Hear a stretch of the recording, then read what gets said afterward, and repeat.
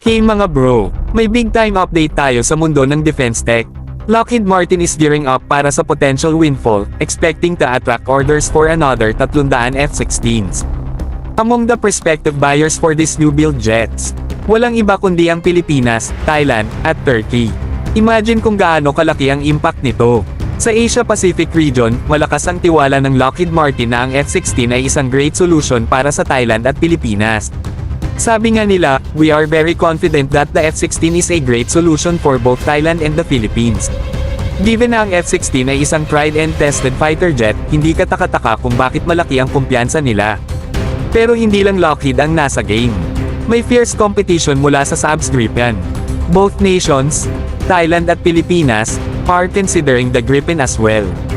Kaya, exciting times ahead kung sino ang magwawagi sa labanang ito ng cutting-edge fighter jets. It's like a high-stakes showdown sa pagitan ng dalawang heavyweights ng aviation. So, ano nga ba ang advantages ng F-16 para sa atin? Unang-una, proven combat record. Tested in various conflicts, ang F-16 ay may solid reputation for performance and reliability. With advanced avionics, superior maneuverability, at state-of-the-art weapon systems, it's a formidable addition to any air force.